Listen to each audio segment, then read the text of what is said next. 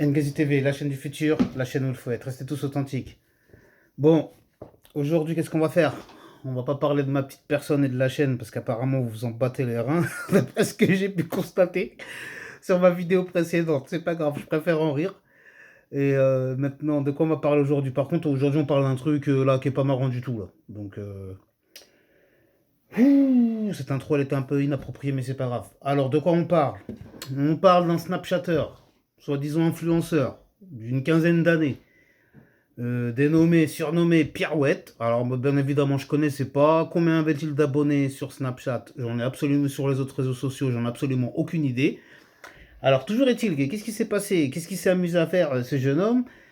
Il s'est amusé à séquestrer une personne qui, soi-disant, lui devait de l'argent, la modique somme de 30 000 euros. Oui, oui, bien sûr, un petit gamin de 15 ans, je vois pas comment quelqu'un pourrait lui devoir 30 000 euros, hein.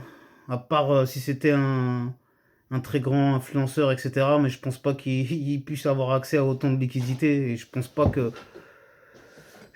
ce petit jeune soit Pablo Escobar au point d'avoir au point que des gens lui doivent des sommes aussi astronomiques à cet âge-là. Donc cette histoire de 30 000 euros, bon, pour moi ça tient pas la route. J'y crois absolument pas, hein. C'est peut-être un prétexte ou une manière de se justifier alors que c'était injustifiable. Ce qui s'est passé, oui, parce que ils ont séquestré ce jeune homme, ils l'ont filmé, ils lui ont fait faire, excusez-moi, entre guillemets, des turlutes, ils lui ont fait plus d'autres sévices, hein, impossibles et imaginables.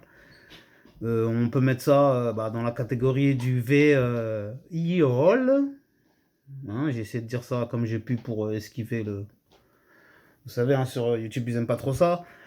Donc, franchement, quand je vous dis que là, cette jeunesse pardon, française, elle est en pleine perdition, vous avez encore un exemple tout con, tout ça pour, je sais pas, est-ce qu'il voulait assouvir certaines pulsions, est-ce qu'il voulait se donner un genre, mais même s'il a voulu se donner un genre, c'est pas comme ça du tout qu'on fait le show, le Kekos ou le Kaïd ou je sais pas ce qu'il a voulu faire.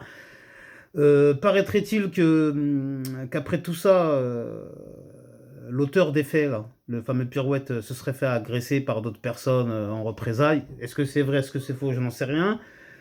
Et il paraîtrait qu'apparemment, il a quand même fini en garde à vue et puis en prison, c'est-à-dire en centre de détention pour mineurs, hein, ou je sais pas quel est le terme exact, mais vous m'avez compris, une prison pour mineurs.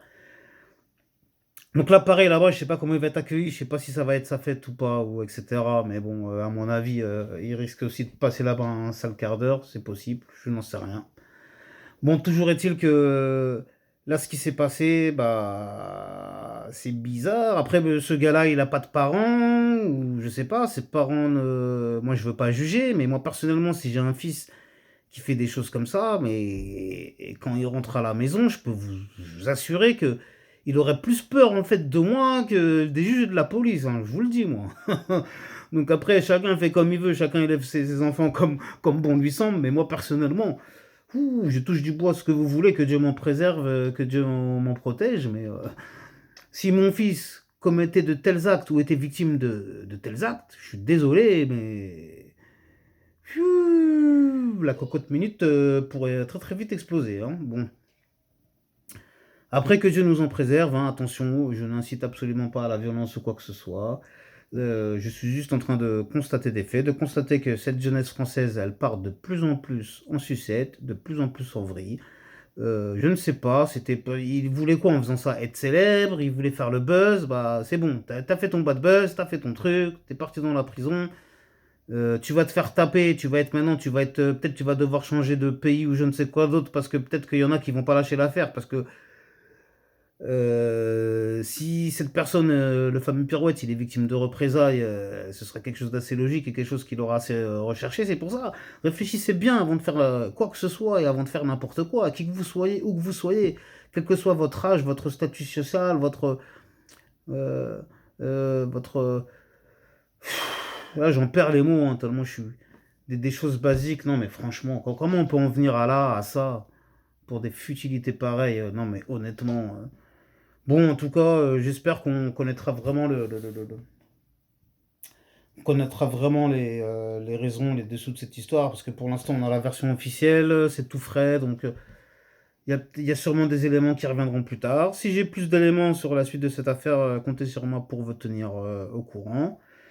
Merci à tous de me suivre. N'oubliez pas, nous sommes bientôt 400 sur cette chaîne. N'hésitez pas à vous abonner si vous ne l'êtes toujours pas et que vous vous régalez en regardant mes vidéos.